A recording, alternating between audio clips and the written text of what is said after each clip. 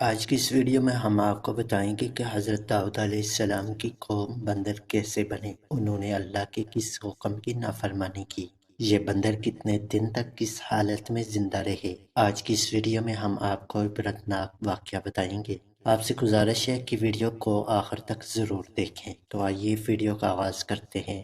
حضرت داؤد علیہ السلام کی قوم کے 70,000 آدمی عقبہ کے پاس سمندر کے کنارے ایلیا نامی گاؤں میں رہتے تھے، اور یہ لوگ فلاحی اور خوشحالی کی زندگی بسر کرتے تھے۔ اللہ تعالیٰ نے ان لوگوں کو اس طرح امتحان میں ڈالا کہ ہفتے کے دن مچھلی کا شکار ان لوگوں پر حرام فرما دیا اور ہفتے کے باقی دنوں میں شکار حلال فرما دیا۔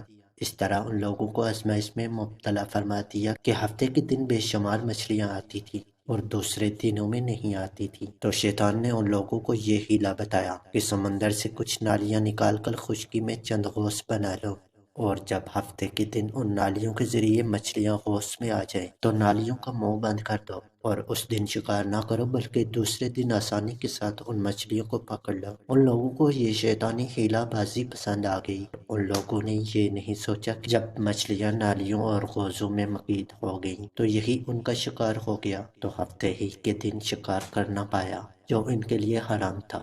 اس موقع پر ان یہودیوں کے 3 گروہ ہو گئے۔ کچھ لوگ ایسے تھے جو شکار کے شیطانی ہیلا سے منع کرتے تھے اور ناراض و بیزار ہو کر شکار سے باز رہے، اور کچھ لوگ اس کام کو دل سے برا جان کر خاموش رہے۔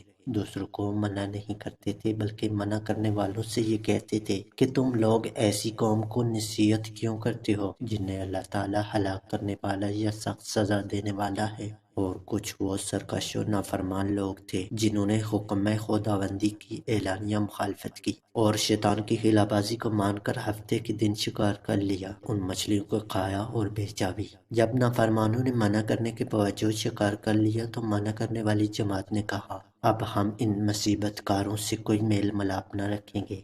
چنانچہ ان لوگوں نے گاؤں کو تقسیم کر کے درمیان میں ایک دیوار بنا لی اور آمد و رفت کے لیے ایک الگ دروازہ بھی بنا لیا۔ حضرت داؤد علیہ السلام نے غضبناک ہو کر شکار کرنے والوں پر لعنت فرما دی۔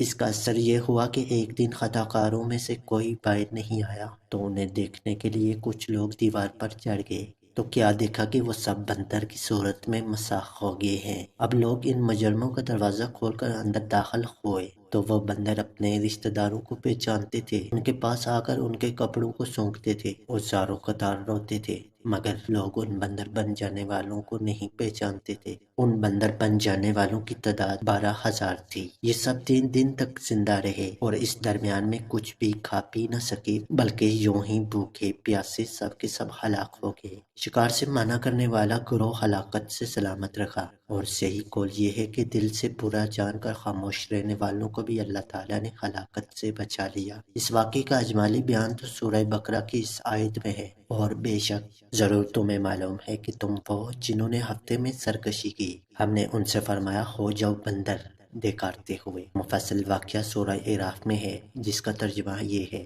اور ان سے حال پوچھو اس بستی کا جو کہ دریا کنارے تھی، جب وہ ہفتے کے بارے میں حد سے بڑھے۔ ہفتے کے دن ان کی مچھلیاں پانی پر تیرتی ان کے سامنے آتی، اور جو دن ہفتے کا نہ ہوتا نہ آتی۔ اس طرح ہم انہیں آزماتے تھے ان کی بے حکمی کے سبب، اور جب ان میں سے ایک گروہ نے کہا کیوں نصیحت کرتے ہو ان لوگوں کو جنہیں اللہ ہلاک کرنے والا ہے یا انہیں سخت عذاب دینے والا ہے، بولے تمہارے رب کے حضور معذرت، اور شاید انہیں ڈر ہو۔ پھر جب وہ بلا بیٹھے جو نصیحت انہیں ہوئی تھی، ہم نے بچا لیے وہ جو برائی سے منع کرتے تھے، اور ظالموں کو برے عذاب میں پکڑا بدلہ ان کی نافرمانی کا۔ پھر جب انہوں نے ممانعت کے حکم سے سرکشی کی، ہم نے ان سے فرمایا ہو جاؤ بندر دھتکارے ہوئے۔ شیطانی ہیلا بازیوں میں پڑھ کر اللہ کے احکام کی نافرمانیوں کا انجام کتنا برا اور کس قدر خطرناک ہوتا ہے، اور خدا کے نبی جن بد نصیبوں پر لعنت فرما دی، وہ کیسے عذاب الہی میں گرفتار ہو کر دنیا سے نصب و نابود ہو کر عذاب نار میں گرفتار ہو جاتے ہیں